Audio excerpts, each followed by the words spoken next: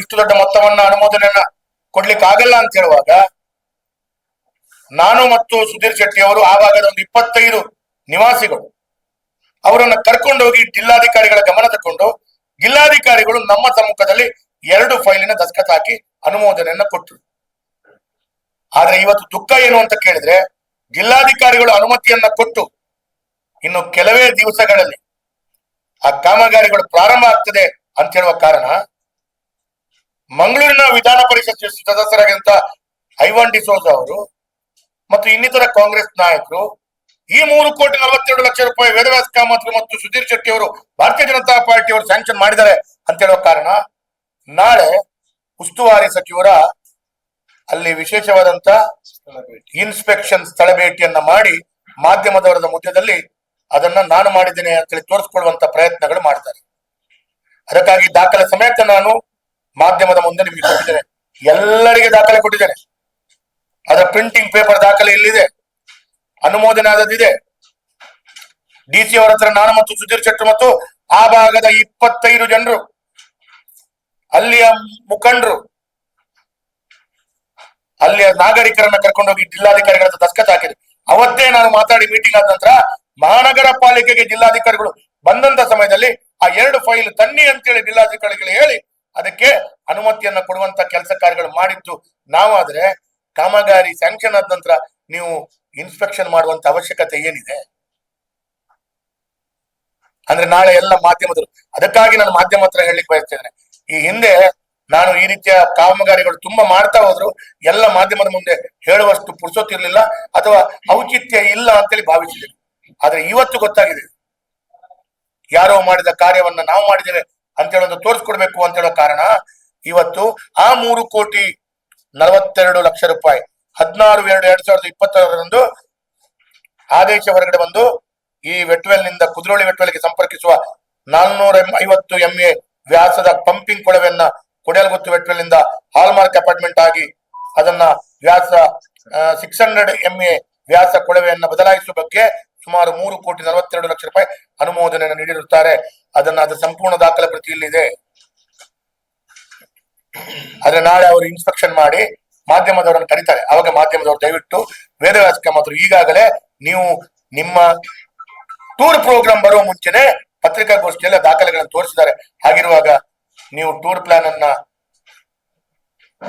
ಉಲ್ಲೇಖ ಮಾಡಿದ್ದು ಅಥವಾ ನೀವು ಬರುವಂತ ಸಂದರ್ಭದಲ್ಲಿ ಇದು ವೇದವ್ಯಾಸ ಕಾಮತ್ ಸ್ಯಾಂಕ್ಷನ್ ಮಾಡಿದ್ದು ಅಂತೇಳಿ ಪತ್ರಿಕಾಗೋಷ್ಠಿಯಲ್ಲಿ ತಿಳಿಸಿದ್ದಾರೆ. ಆಗಿರುವಾಗ ನೀವು ಇಲ್ಲಿ ಕೇವಲ ರಾಜಕಾರಣಕ್ಕೆ ಮಾಡ್ಲಿಕ್ಕೆ ನಿಮ್ಮ ವಿಧಾನ ಪರಿಷತ್ ಸದಸ್ಯರು ನಾವು ಹೆಗಲ ಮೇಲೆ ಬೆನ್ನು ತಟ್ಟಿಸ್ಕೊಳ್ಬೇಕು ಅಂತ ಹೇಳೋ ಕಾರಣ ಮಾಡಿದ್ದು ಅಂತ ಹೇಳುವಂಥದ್ದು ಇದರ ಮುಖಾಂತರ ಸ್ಪಷ್ಟವಾಗಿ ಹೇಳಲಿಕ್ಕೆ ಬಯಸ್ತಾ ಇದ್ದೀನಿ. ಅದಕ್ಕೋಸ್ಕರ ಅವರು ಬರುವಂತದ್ದು. ಅದಕ್ಕಿಂತ ಬಹಳ ದೊಡ್ಡ ಇನ್ನೊಂದು ವಿಪರ್ಯಾಸ ದುಃಖ ಇದೆ. ದಯವಿಟ್ಟು ನಾಳೆ ಐವಾನ್ ಡಿಸೋಜ ಒಂದು ಪ್ರೆಸ್ ಮಾಡೋ ಈ ಪ್ರಶ್ನೆಯನ್ನು ತಾವು ಕೇಳಬೇಕು. ನಿಮ್ಮ ಕೈ ಮುಗಿದು ಕೇಳ್ಕೊಳ್ತೇನೆ, ಪ್ರಕೃತಿ ಕೇಳಬೇಕು. ಐವಾನ್ ಡಿಸೋಜ ಅವರು ಪ್ರೆಸ್ ಮಾಡುವಾಗ ತಾವು ಒಂದು ಪ್ರಶ್ನೆಯನ್ನ ಕೇಳಬೇಕು. ಪ್ರಕೃತಿ ಕೋಪದಲ್ಲಿ ಇಲ್ಲಿ ಕೊಡಿಯಲಗುತ್ತಿನಲ್ಲಿ ಒಂದು ಉಮೇಶ್ ಶೇಟ್, ತಾಳಿಪ್ಪಾಡಿ ಉಮೇಶ್ ಶೇಟ್ ಅಂತವರು ಮನೆಯ ತಡೆಗೋಡೆ ಬಿತ್ತು, ರಿಟೈನಿಂಗ್ ವಾಲ್ ಆಫ್ ಕಾಲುವೆದು ಬಿತ್ತಾಗಿ ಅದು ಮಳೆಯಾಳದಲ್ಲಿ ಪ್ರಕೃತಿಯಲ್ಲಿ ನಾನು ಇಂಜಿನಿಯರ್ ಹತ್ರ ಹೇಳಿದೆ, ಕಾರ್ಪೊರೇಟರ್ಗಳು ಹೋಗಿ ತೋರಿಸಿದ್ರು. ತೋರಿಸಿ ಆದ ನಂತರ ಕಾಮಗಾರಿಗಳು ಮಾಡ್ಬೇಕು ಅಂತ ನಾನು ಕಮಿಷನರ್ಗೆ ಪ್ರೆಷರೈಸ್ ಮಾಡಿದೆ, ಡಿಸಿಗೆ ಪ್ರೆಷರೈಸ್ ಮಾಡಿದೆ, ಎಲ್ಲ ಪ್ರೆಷರೈಸ್ ಮಾಡಿ ಕಾಮಗಾರಿಗಳು ಕೈಗೆತ್ತಿಕೊಂಡು ಕಾಮಗಾರಿ ಮುಗ್ದು 6 ತಿಂಗಳಾಯ್ತು. ಇದು ಕೇಳಿ, ಕಾಮಗಾರಿಗಳು ತಡೆಗೋಡೆ ಮುಗ್ದು 6 ತಿಂಗಳಾಯ್ತು. ಇವತ್ತು ಐವಾನ್ ಡಿಸೋಜ ಹೋಗಿ ಆ ತಡೆಗೋಡೆ ಹತ್ರ ನಿಂತು ಫೋಟೋ ತೆಗೆದು ನಾಳೆ ನಿಮ್ಗೆ ಪತ್ರಿಕೆಯಲ್ಲಿ ಬರ್ಲಿಕ್ಕೆ ಕೊಡ್ತಾ ಇದ್ದಾರೆ, ನಾನು ಮಾಡಿದ್ದು ಅಂತ ಕೊಡ್ಲಿಕ್ಕೆ ಹೋಗಿದ್ದಾರೆ. ಕಾಮಗಾರಿಗಳು ಮಾಡಿ 6 ತಿಂಗಳಾಗಿದೆ. ನಾನು ಅಲ್ಲಿ ಹೋಗಲೂ ಇಲ್ಲ. ಅಧಿಕಾರಿಗಳಿಗೆ ಹೇಳಿ ಕಳಿಸ್ತೇನೆ, ಅವರ ಫೋನ್ ಮುಖಾಂತರ ಮಾತಾಡಿದೆ, ಅಧಿಕಾರಿಗಳು ಬಂದಿದ್ದಾರೆ, ಮಾಡಿದ್ದಾರೆ, ಎಸ್ಟಿಮೇಷನ್ ಮಾಡಿಸಿದ್ದೇನೆ, ಕಮಿಷನರ್ಗೆ ಕೊಟ್ಟಿದ್ದೇನೆ, ಕಮಿಷನರ್ ಹಿಂದೆ ಬಿದ್ದು ಮಾಡಿಸಿದ್ದೇನೆ. ಸುಧೀರ್ ಶೆಟ್ಟಿ ಮತ್ತು ನಾವು ಡಿಸಿಗಳ ಹತ್ರ ಹೋಗಿದ್ದೇವೆ, ಅದಕ್ಕೋಸ್ಕರ ಅದಕ್ಕೆ ಮಾತ್ರ ಆ ಫೈಲಿಗೆ 3 ಫೈಲಿಗೆ ಹೋಗಿದ್ದೇವೆ, ಮಾಡಿಸಿಕೊಟ್ಟಿದ್ದೇವೆ. ಕಾಮಗಾರಿಗಳು ಶಿಲಾನ್ಯಾಸಕ್ಕೂ ನಾನು ಹೋಗ್ಲಿಲ್ಲ, ಗುದ್ದಲಿ ಪೂಜೆಗೆ ಹೋಗ್ಲಿಲ್ಲ. ಅದು ಯಾಕೆ? ಕಾರ್ಪೊರೇಷನ್ ಫಂಡ್, ಹಾಗಾಗಿ ನಾನು ಹೋಗ್ಲಿಲ್ಲ. ಇವತ್ತು ಕಾರ್ಪೊರೇಷನ್ ನಲ್ಲಿ ಅಧಿಕೃತವಾಗಿ ಮಹಾನಗರ ಪಾಲಿಕೆ ವ್ಯಾಪ್ತಿಯಲ್ಲಿ ಅಧಿಕೃತವಾಗಿ ಜನರಿಂದ ಆಯ್ಕೆಯಾದಂತ ಶಾಸಕರು ಇರೋದು ನಾನು ಮತ್ತು ಭರತ್ ಶೆಟ್ಟಿ ಮಾತ್ರ. ಏನಿದ್ರು ಅವ್ರು ನಮ್ಮ ಹತ್ರ ಕೇಳಬೇಕು. ಆದ್ರೂ ಕಾಮಗಾರಿಗಳು ಆದ ನಂತರ ಅವರು ನನಗೆ, ಸರ್ ಕಾಮಗಾರಿಗೆ ಬಂದಿದ್ದಾರೆ ಜನ, ಆಗಿದೆ ಸರ್, ಧನ್ಯವಾದ ಸರ್, ಅಂತ ಫೋನ್ ಅಲ್ಲಿ ಹೇಳಿ ಇಂಜಿನಿಯರ್ ಗಳನ್ನೆಲ್ಲ ಕರ್ಕೊಂಡೋದು ನಮ್ಮ ಸುಧೀರ್ ಶೆಟ್ಟರು ಎಲ್ಲ ಹೋಗಿ ಎಲ್ಲಾ ಕಾಮಗಾರಿಗಳಾಗಿದೆ. ಕಾಮಗಾರಿ ಆಗಿ ಸಂಪೂರ್ಣವಾಗಿ 6 ತಿಂಗಳಾಗಿದೆ. ಇವತ್ತು ಹೋಗಿ ಫೋಟೋ ತಕೊಂಡು ಆ ಬ್ರಿಡ್ಜಿನ ಹತ್ರ ಅವರ ತಡೆಗೋಡೆ ಹತ್ರ ನಿಂತು ಫೋಟೋ ಹೊಡೆದು ಇವತ್ತು ನಿಮ್ಮ ಮಾಧ್ಯಮದಲ್ಲಿ ಗ್ರೂಪಿಗೆ ನಾನು ತಡೆಗೋಡೆ ಕಟ್ಟಿಕೊಟ್ಟಿದ್ದೇನೆ ಅಂತ ಅವರು ಹಾಕಿರ್ಬೋದು. ಅಂದ್ರೆ ಪತ್ರಿಕೆಯಲ್ಲಿ ಫೋಟೋದಲ್ಲಿ ಗೊತ್ತಾಗುದಿಲ್ಲ 6 ತಿಂಗಳ ಹಿಂದೆನೋ ಇವತ್ತು ಎಲ್ಲಿ ಗೊತ್ತಾಗ್ತಿಲ್ಲ. ಮಾನ್ಯ ಐವನ್ ಡಿಸೋಜ ಅವರು ಈ ಕಾಮಗಾರಿಯ ತಡೆಗೋಡೆಯನ್ನ ಮಾಡಿದರು ಅಂತ ನೀವು ಹಾಕ್ತೀರಿ. ಅದಕ್ಕಾಗಿ ಇನ್ನೊಂದು ಪ್ರಶ್ನೆ ಮಾಡುವ ಕೇಳಬೇಕು. ಆ 6 ತಿಂಗಳ ನಂತರ ಹೋಗಿ ಆ ಉಮೇಶ್ ಶೇಟ್ ಅವರ ಮನೆಯಲ್ಲಿ ಹೋಗಿ ಫೋಟೋ ತೆಗೆಸಿಕೊಂಡು ಬಂದದ್ದು ಮಾರ ಇದು ಫೋಟೋಶಾಪ್ ಶೂಟಿಂಗ್ ಶಾಪ್ ಅಂತ ಕೇಳ್ಬೇಕು. ನನಗೆ ಕೇಳಬಾರ್ದು ಈ ರೀತಿ. ಯಾಕಂದ್ರೆ ಮೊನ್ನೆ ಅವರು ಒಂದು ಪತ್ರಿಕಾಗೋಷ್ಠಿಯಲ್ಲಿ ಶಾಸಕರ ಬಗ್ಗೆ ಪ್ರಶ್ನೆ ಕೇಳಿದ್ರು, ಒಂದು ಪ್ರಶ್ನೆಯನ್ನ ಕೇಳಿದ್ರು. ಅದಕ್ಕಾಗಿ ಕೆಲವೆಲ್ಲ ವಿಚಾರಗಳನ್ನ ನಾನು ಎತ್ತಿಕೊಳ್ಬೇಕು ಅಂತ ಹೇಳುವಂತ ರೀತಿಯಲ್ಲಿ ಈ ಪ್ರಶ್ನೆಗಳನ್ನ ಎತ್ತಿಕೊಳ್ತಾ ಇದ್ದೇನೆ. ಈಗ ನಾನು ಇನ್ನೊಂದು ಪ್ರಶ್ನೆ ಕೇಳ್ತೇನೆ. ಇವತ್ತು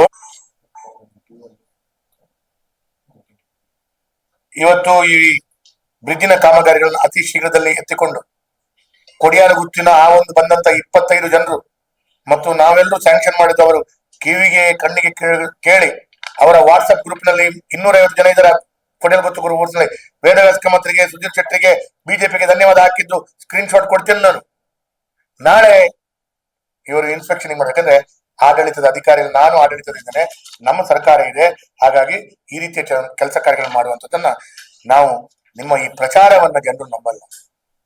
ನಿಮ್ಮ ಪ್ರಚಾರವನ್ನ ಜನರಿಗೆ ನಿಮ್ಮ ಬುದ್ಧಿ ಅನ್ನೋದು, ನಿಮ್ಮ ಹಣೆಬರ ಏನಂತ ಗೊತ್ತಿದೆ.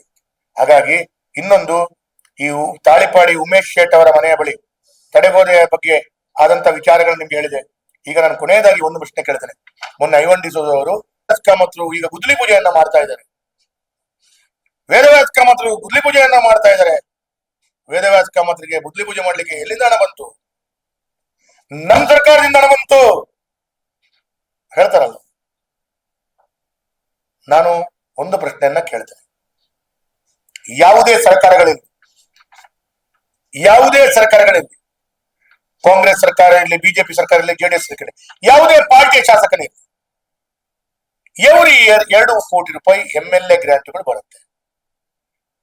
ಯಾವ ಸರ್ಕಾರ ಇದ್ರು, ಯಾವ ಪಾರ್ಟಿ MLA ಇರಲಿ, ಬಿಜೆಪಿ ಸರ್ಕಾರ ಇದ್ರೆ ಕಾಂಗ್ರೆಸ್ ಪಾರ್ಟಿ MLA ಇರಲಿ, ಕಾಂಗ್ರೆಸ್ ಸರ್ಕಾರ ಇದ್ರೆ ಬಿಜೆಪಿ ಪಾರ್ಟಿ ಇರಲಿ, ಅವರು ಜೆಡಿಎಸ್ ನ ಸರ್ಕಾರ ಇರಲಿ, 2 ಕೋಟಿ ಪ್ರತಿ ವರ್ಷ ಬರುತ್ತೆ. ಇದು 5 ವರ್ಷಕ್ಕೆ 10 ಕೋಟಿ ಬರುತ್ತೇನೆ. ಇದು ಗುದ್ದಲಿ ಪೂಜೆ ಮಾಡ್ಲಿಕ್ಕೆ ಮಾಡಿದ್ರೆ ವೇದವ್ಯಾಸ ಕಾಮತ್ರಿಗೆ ಅನುದಾನ ಬಂದಿದೆ ಅಂತ ಹೇಳುವಂತ ಮಾತನ್ನ ಹೇಳುವಂತ ಅಧಿಕಾರ ಅವರಿಗಿಲ್ಲ. ವಿಧಾನ ಪರಿಷತ್ ಸದಸ್ಯರಿಗೆ 2 ಕೋಟಿ ಇದೆ. It is standing instruction. It is deemed. ಬರಲೇಬೇಕದು. ಕರ್ನಾಟಕದ 75 ವರ್ಷದ ಸ್ವತಂತ್ರದ ನಂತರದ ಇತಿಹಾಸದಲ್ಲಿ MLA ಫಂಡ್ ಅನ್ನ ಕೊಡ್ಲಿಕ್ಕಾಗದಂತ ಪರಿಸ್ಥಿತಿ, ಎಂತ ಕಷ್ಟದ ಪರಿಸ್ಥಿತಿ ಆದ್ರೂ ಕೊಡ್ಲಿಕ್ಕಾಗದಂತ ಪರಿಸ್ಥಿತಿ ಆಗಲಿಲ್ಲ. ಹಾಗಾಗಿ ಅದು ಬರಲೇಬೇಕು. ಅದನ್ನ ಗುದ್ದಲಿ ಪೂಜೆ ಮಾಡಿದ್ರೆ ವೇದವ್ಯಾಸ ಕಾಮತ್ರು ಹಣ ಕೊಟ್ಟಿಲ್ಲ ಅಂತ ಹೇಳ್ತಾರಲ್ಲ, ಗುದ್ದಲಿ ಪೂಜೆ ಮಾಡ್ತಾ ಇಲ್ಲ ಇವರು ಅಂತ ಕೇಳ್ತಾರಲ್ಲ, ಇದು ಒಂದು. ಇನ್ನೊಂದು ಬಹಳ ಒಳ್ಳೆಯ ಸ್ಟೋರಿ ಹೇಳ್ತಾರೆ. ನಮ್ಮ ಸರ್ಕಾರ ಇರುವಾಗ ಸರಿಸುಮಾರು ಒಂದು 24 ಕೋಟಿ ರೂಪಾಯಿ PWD ಅನುದಾನವನ್ನ ನಾನು ಸ್ಯಾಂಕ್ಷನ್ ಮಾಡಿದ್ದೆ. ಬಸವರಾಜ ಬೊಮ್ಮಾಯಿ ಅವರಿರುವಾಗ 24 ಕೋಟಿ ರೂಪಾಯಿ ಅನುದಾನ, 26 ಕೋಟಿ ನಾನು PWD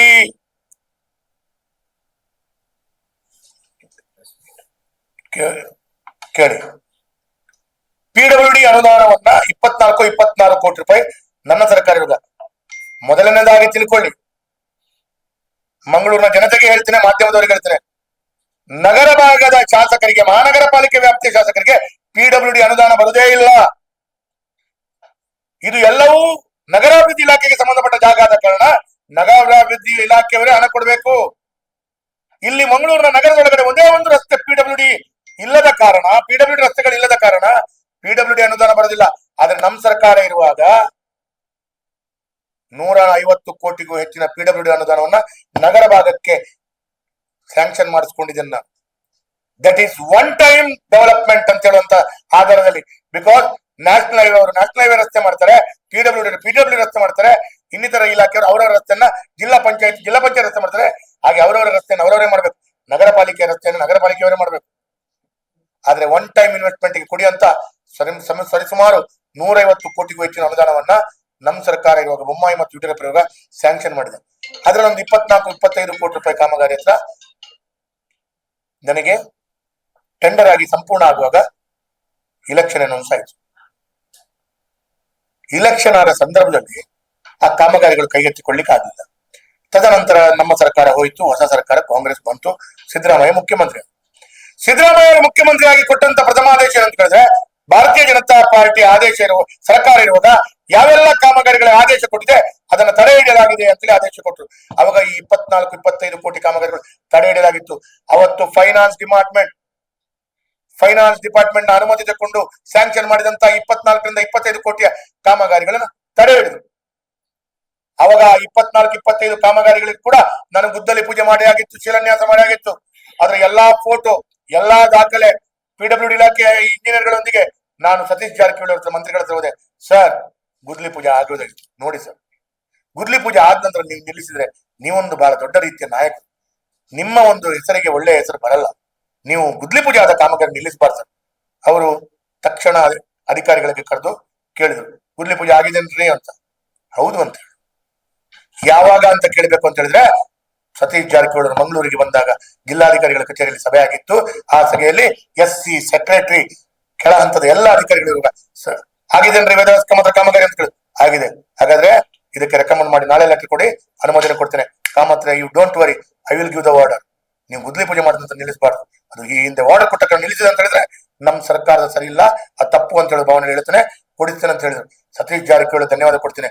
ತಡೆ ಹಿಡಿದ ಕಾಮಗಾರಿಗಳಿಗೆ ಅವರು ಅನುಮತಿ ಕೊಟ್ಟರು. ಆ 25 ಕೋಟಿ ಕಾಮಗಾರಿಗಳನ್ನ ನಮ್ಮ ಸರ್ಕಾರ ಫೈನಾನ್ಸ್ ಡಿಪಾರ್ಟ್ಮೆಂಟ್ ಅನುಮೋದನೆ ಪಡ್ಕೊಂಡು ಮಾಡಿದಂತ ಕಾಮಗಾರಿಗಳ ಕಾಂಗ್ರೆಸ್ ಸರ್ಕಾರ ಬಂದ ತಡೆ ಹಿಡಿದ ನಂತರ ಪುನರಪಿ ಇವತ್ತು ಸತೀಶ್ ಜಾರಕಿಹೊಳಿ ಅನುಮತಿ ತೆಗೆದುಕೊಂಡು ಆ ಗುದ್ದಲಿ ಪೂಜೆ ಮಾಡ್ತಾ ಇದ್ದೀನಿ. ವೇದವ್ಯಾಸ ಕಾಮತ್ರ ಗುದ್ದಲಿ ಪೂಜೆ ಮಾಡ್ತಾ ಇದ್ದಾರೆ. ಯಾರು ಕೊಟ್ಟ ಹಣ ಅಂತ ಕೇಳ್ತಾರಲ್ಲ ಈ ಪುಣ್ಯಾತ್ಮ. ಇವತ್ತು ಹೇಳಿ, ಯಾರು ಕೊಟ್ಟ ಹಣ? ನಮ್ಮ ಸರ್ಕಾರ ಇರುವಾಗ ಅನುಮತಿ ಕೊಟ್ಟಂತ, ಆದೇಶ ಕೊಟ್ಟಂತ ಅನುದಾನ ಇದು ಒಳ್ಳೇದಾಗಿದೆ. ನಾನು ನಿಮ್ಗೆ ಒಂದು 500 ರೂಪಾಯಿ ಕೊಡುದು, ಪುನರಪಿ 500 ರೂಪಾಯಿ ನಿನ್ನೆ ತೆಗೆದುಕೊಂಡು ಇಲ್ಲಿ ಇಡುದು, ಮತ್ತೆ ನೀವು ಕೊಡಿದಾಗ ವಾಪಸ್ 500 ರೂಪಾಯಿ ಕೊಡುದು, ಮತ್ತೆ ನಾನು ಕೊಟ್ಟು ಹೇಳುದು. ಏನ್ರಿ ನಾಟಕ?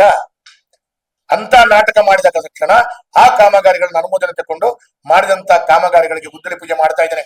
ಇದು ಒಂದು. ನಾನಿವತ್ತು ಒಂದು ಪ್ರಶ್ನೆಯನ್ನ ಕೇಳ್ತೇನೆ.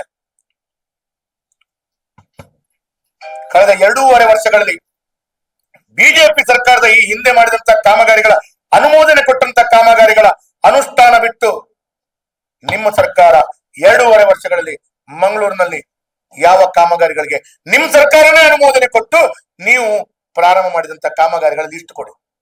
ಇವತ್ತು ನನ್ನ ಮಾಧ್ಯಮದ ಬಂಧುಗಳಿಗೆ ಹೇಳ್ತೇನೆ, ಇಡೀ ಮಂಗಳೂರಿನಲ್ಲಿ, ಇಡೀ ಕರಾವಳಿಯ ಕರ್ನಾಟಕದಲ್ಲಿ ಗಿನ್ನಿಸ್ ದಾಖಲೆಯನ್ನ ಮಾಡಿದ್ದೇವೆ ನಾವು.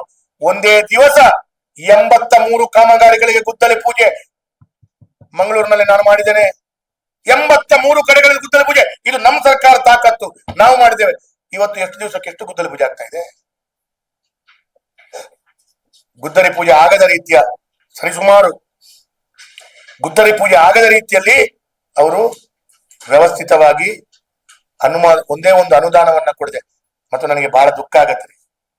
ಸ್ವಲ್ಪ ಸ್ವಲ್ಪ ಸ್ವಲ್ಪ ಸ್ವಲ್ಪ ಮಟ್ಟಿಗೆ ಮಾಹಿತಿಗಳನ್ನು ಪಡ್ಕೊಳ್ಬೇಕು, ಸ್ವಲ್ಪ ಮಟ್ಟಿಗೆ ಇತಿಹಾಸವನ್ನ ತಿಳ್ಕೊಳ್ಬೇಕು. ಪ್ರತಿ ವರ್ಷ ಪ್ರಕೃತಿ ವಿಕೋಪದಲ್ಲಿ ದೊಡ್ಡದಾದ ಮಳೆ ಬಂದಾಗ ಯಾವ ಸರ್ಕಾರ ಇದ್ರು ಪ್ರಕೃತಿ ವಿಕೋಪದಲ್ಲಿ ಕೇಂದ್ರ ಸರ್ಕಾರ ಮತ್ತು ರಾಜ್ಯ ಸರ್ಕಾರದ ಒಟ್ಟಾದ ಪ್ಯಾಕೇಜ್ ಮಾಡಿ ಪ್ರತಿ ವರ್ಷ ಪ್ರಕೃತಿ ವಿಕೋಪದಲ್ಲಿ ಹಾನಿಯಾದದ್ದಕ್ಕೆ 5, 8, 10 ಕೋಟಿ ಕೊಡ್ತಾರೆ. ಮೊನ್ನೆ ಪ್ರಕೃತಿ ವಿಕೋಪದಲ್ಲಿ ಎಲ್ಲ ವಿಧಾನಸಭಾ ಕ್ಷೇತ್ರಕ್ಕೆ ಹಾಳದಂತ ರಸ್ತೆ ಚರಂಡಿಗಳಿಗೆ ಮತ್ತು ಇನ್ನಿತರಗಳ ನಾವು ಮುಖ್ಯಮಂತ್ರಿಗಳಿಗೆ, ನಾವು ಅಧಿಕಾರಿಗಳಿಗೆ, ನಮ್ಮ ಸರ್ಕಾರ ಇರುವ ಕಾಂಗ್ರೆಸ್ನವರಿಗೂ ಕೊಟ್ಟಿದ್ದೇವೆ. ಪ್ರಕೃತಿ ವಿಕೋಪದಲ್ಲಿ ಇಟ್ ಸ್ಟ್ಯಾಂಡಿಂಗ್ ಇನ್ಸ್ಟ್ರಕ್ಷನ್. ಬಹಳ ಹೆಚ್ಚಿನ ಮಳೆ ಬರುವಂತ ಈ ಕರಾವಳಿ ಭಾಗಕ್ಕೆ ಪ್ರಕೃತಿ ವಿಕೋಪಕ್ಕೆ ಅವರು ಎಲ್ಲ ಇಲಾಖೆಗಳಲ್ಲಿ ಎಲ್ಲ ವಿಧಾನಸಭಾ ಕ್ಷೇತ್ರಕ್ಕೆ 9 ಕೋಟಿ 8 ಕೋಟಿ 9 ಕೋಟಿ ಕೊಟ್ಟಿದ್ದಾರೆ. ಅದರಲ್ಲಿ ಕೂಡ ಅದಕ್ಕೆ ಏನು ಅಂತ ಕೇಳಿದ್ರೆ ಅದಕ್ಕೆ SR ರೇಟ್ಸ್ ಬೇರೆ, ರಾಷ್ಟ್ರೀಯ ಮಟ್ಟದ ಒಂದು ರೇಟ್ ಫಿಕ್ಸೇಷನ್ ಉಂಟು. ಆ ಪ್ರಕಾರ ನನ್ನ ಕ್ಷೇತ್ರದಲ್ಲಿ ಹಾನಿಯಾದದ್ದು 100 ಕೋಟಿ ಇದ್ರು, ನನ್ನ ಕ್ಷೇತ್ರದಲ್ಲಿ ಹಾನಿಯಾದದ್ದು 100 ಕೋಟಿಗೂ ಅಧಿಕ ಇದ್ರು. 9 ಕೋಟಿಯೋ 8.5 9 ಕೋಟಿ 10 ಕೋಟಿ ಒಳಗಡೆ ತನಕ ಕೊಟ್ಟಿದ್ದಾರೆ ನನಗೆ. ಆ ಕಾಮಗಾರಿಗಳು ಇನ್ನು ಸದ್ಯದಲ್ಲಿ ಪ್ರಾರಂಭ ಆಗ್ತದೆ. ಅದಕ್ಕಾಗಿ I1D ಸೋದರ್ ಪತ್ರಿಕಾಗೋಷ್ಠಿಯಲ್ಲಿ ಹೇಳಿದ್ದಾರೆ. ಏನ್ ಹೇಳಿದ್ದಾರೆ? ಮಂಗಳೂರು ನಗರ ದಕ್ಷಿಣದ ವಿವಿಧ ಭಾಗದಲ್ಲಿ ಮಳೆಯಿಂದ ಹಾನಿಯಾದ ಉಂಟಾದ ಕುಸಿದು ಬಿದ್ದ ಗೋಡೆಗಳು ಕಾಮಗಾರಿಗಳ ಪುನರ್ಕೈಗೆತ್ತಿಕೊಳ್ಳಲು ಸರ್ಕಾರದಿಂದ 10 ಕೋಟಿ ಅನುದಾನ. ಸ್ವಾಮಿ, ಈ ಪ್ರಕೃತಿ ವಿಕೋಪ ಆಗಿ ಈ ಕಾಮಗಾರಿಗಳನ್ನ ಸರ್ಕಾರಕ್ಕೆ ಕಳಿಸುವಂತ ಸಂದರ್ಭದಲ್ಲಿ ಐವನ್ ಡಿಸೋಜರ್ ವಿಧಾನ ಪರಿಷತ್ ಸದಸ್ಯರಲ್ಲ ಸರ್. NDRF ನಾಮ್ಸ್ ಪ್ರಕಾರ ಬರುವಂತ ಅವರು ವಿಧಾನ ಪರಿಷತ್ ಸದಸ್ಯರಾದಾಗ ಇದು ಯಾವ ಸಂದರ್ಭದಲ್ಲಿ ಸಲ್ಲಿಕೆ ಆದದ್ದು ಒಟ್ಟಾರೆ ಮಾತಾಡ್ಲಿಕ್ಕೆ ಗೊತ್ತುಂಟು, ಏನು ಕೂಡ ರಾಜಕೀಯವಾಗಿ ಲಾಭ ತಗೊಳ್ಬೇಕು ಅಂತ ಹೇಳುವಂತ ಕಾರಣದಿಂದ ಈ ರೀತಿ ಒಂದು ಹೇಳಿಕೆ ಕೊಟ್ರೆ ಆಯ್ತು. ಮಹಾತ್ಮ ಗಾಂಧಿ ನಗರ ವಿಕಾಸ್ ಯೋಜನೆ ಅಂತ ಹೇಳಿದೆ, ಒಂದು ಬಜೆಟ್ ನಲ್ಲಿ ಘೋಷಣೆ ಮಾಡಿದಂತ ನಾನು 3 ಮಾಡಿದೆ. ಮಹಾತ್ಮ ಗಾಂಧಿ ನಗರ ವಿಕಾಸ್ ಯೋಜನೆ 1 ಅರ್ಧದಲ್ಲಿ ಕಾಮಗಾರಿ ನಿಲ್ಲಿಸಿದ್ರು, ಸರಿಸುಮಾರು 60 ಕೋಟಿ ಕಾಮಗಾರಿ ನಿಲ್ಲಿಸಿದ್ದಾರೆ. ಬಜೆಟ್ ನಲ್ಲಿ ಘೋಷಣೆ ಮಾಡಿದ್ದು ಕೊಡಿಯಪ್ಪ ಅಂತ ಹೇಳಿದ್ರೆ ಕೊಡ್ತಾ ಇಲ್ಲ. ಈಗ ಮಹಾತ್ಮ ಗಾಂಧಿ ನಗರ ವಿಕಾಸ್ ಯೋಜನೆ 2 ಕೊಟ್ಟಿದ್ದಾರೆ, ಪ್ರತಿ ಮಹಾನಗರ ಪಾಲಿಕೆಗೆ 200 ಕೋಟಿ ಅಂತ ಕೊಟ್ಟಿದ್ದಾರೆ. ಏನ್ರಿ ವೇದವಸ್ಕ ಮಾತ್ರ ಕ್ಷೇತ್ರಕ್ಕೆ ಮಾತ್ರ ಕೊಟ್ರ? ಈ ರಾಜ್ಯದ 12-13 ಮಹಾನಗರ ಪಾಲಿಕೆಗೂ 200 ಕೋಟಿ ಕೊಟ್ಟಿದ್ದಾರೆ. ಅದರಲ್ಲಿ ಕೂಡ ಬಹಳ ವಿಶೇಷ ಇದೆ. 7.5% ಮಹಾನಗರ ಪಾಲಿಕೆ ಹಾಕಬೇಕು, 7.5% ರಾಜ್ಯ ಸರ್ಕಾರದ್ದು, 85% ಸಾಲ, 200 ಕೋಟಿ. ಹಾಗೆ 13 ಮಹಾನಗರ ಪಾಲಿಕೆಗೆ 2600 ಕೋಟಿಯಲ್ಲಿ 7.5% belongs to that local bodies and 7.5% belongs to state government. Rest 85% ಸಾಲ. ಆ ಸಾಲ ನಾಳೆ ಎಲ್ಲೋ ಒಂದು ಕಡೆ ಹೆಚ್ಚು ಕಮ್ಮಿ ಆದ್ರೆ ಇಲ್ಲಿ ಕಾಮಗಾರಿ ಮಾಡಿದಂತ ವ್ಯವಸ್ಥೆಯ ಮಹಾನಗರ ಪಾಲಿಕೆ ವ್ಯಾಪ್ತಿಯಲ್ಲಿ ಯಾರು ಏನು ಗತಿ ಗೊತ್ತಿಲ್ಲ.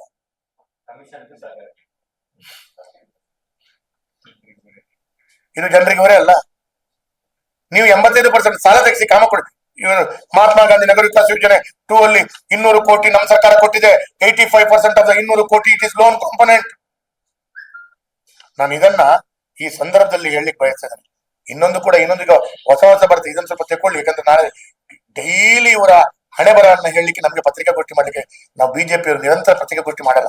ಕಾಂಗ್ರೆಸ್ನವರು 10 ಜನ ಪತ್ರಿಕಾಗೋಷ್ಠಿ ಮಾಡಿ, ಯಾಕಂದ್ರೆ ಅವರ ಜೀವನ ವ್ಯವಸ್ಥೆಗಳು ಅವ್ರ ರಾಜಕೀಯವಾಗಿ ಲಾಭ ಪಡ್ಕೊಳ್ಳದೆ ಪತ್ರಿಕಾಗೋಷ್ಠಿ ಮಾಡ್ಕೊಂಡು ಅವರಿಗೆ ರಾಜಕೀಯವಾಗಿ ಲಾಭ ಪಡ್ಕೊಳ್ಬೇಕು. ಅದಕ್ಕಾಗಿ ಪತ್ರಿಕಾಗೋಷ್ಠಿ, ನಮಗೆ ಪತ್ರಿಕಾಗೋಷ್ಠಿ ಮಾಡ್ಲಿಕ್ಕೆ ಪುರ್ಸೊತ್ತಿರೋದಿಲ್ಲ. ನಾವು ಸ್ವಲ್ಪ ಕೆಲಸದ